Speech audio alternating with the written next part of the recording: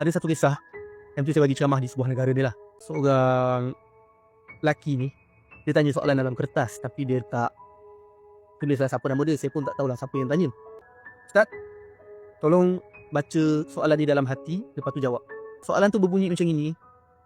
Dia kata dia dah buat hampir semua dosa-dosa. Adakah Allah akan ampunkan dia? Lebih kurang macam itulah. Saya pun jawab lah, Allah Maha Pengampun dan sebagainya kan. Lepas dah habis ceramah tu, tiba-tiba ada seorang lelaki datang kat saya. Dia peluk saya kuat-kuat, dia menangis. Lepas tu dia belah. Apa je? So dalam hati saya rasa, oh ni mungkin orang yang tanya saya soalan tu. Saya dapat message, ada orang nak jumpa saya dekat rumah Airbnb saya tu, rumah sewa saya tu, kat negara tu. Saya tanya dia, kau ke yang tanya aku soalan time ceramah? So lelaki tu berkata, yo Ustaz, saya lah yang tanya soalan. Lepas tu dia pun menangis. Dia pun cerita pada saya. Pertemuan tu saya tanya dia, kau kan dah buat hampir semua maksiat kan? Dan kau dah berubah. Antara semua dosa-dosa yang kau buat, apa yang paling susah untuk kau nak tinggalkan?